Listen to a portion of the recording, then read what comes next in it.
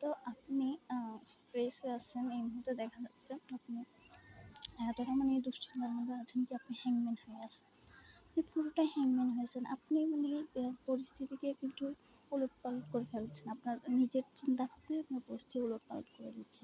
যাই হচ্ছে না আপনি তাই ভাবছেন। এই দুশ্চিন্তা আপনি মানে রাত কাটাচ্ছেন।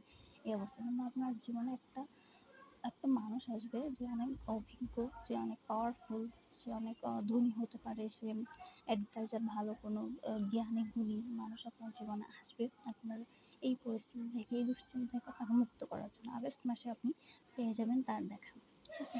তার আগে ট্রাস্ট ইন ইউর অ্যাবিলিটিস, কিন্তু আপনার কাছে ক্ষমতা আছে আপনার খারাপ পরিস্থিতি থেকে বের হওয়ার, কিন্তু আপনি দেখছেন না, আপনি পুরোপুরি হ্যাং হয়ে আছেন। পরিস্থিতি আপনি অন্য মাত্রাভাবেও ভাবতে পারেন কিন্তু আপনি এটা করছেন না। ঠিক আছে? আপনি সম্পূর্ণ দুশ্চিন্তার মধ্যে ডুবে আছেন। আর আপনার যদি বেশি দুশ্চিন্তা হয়, গড আপনাকে বলছে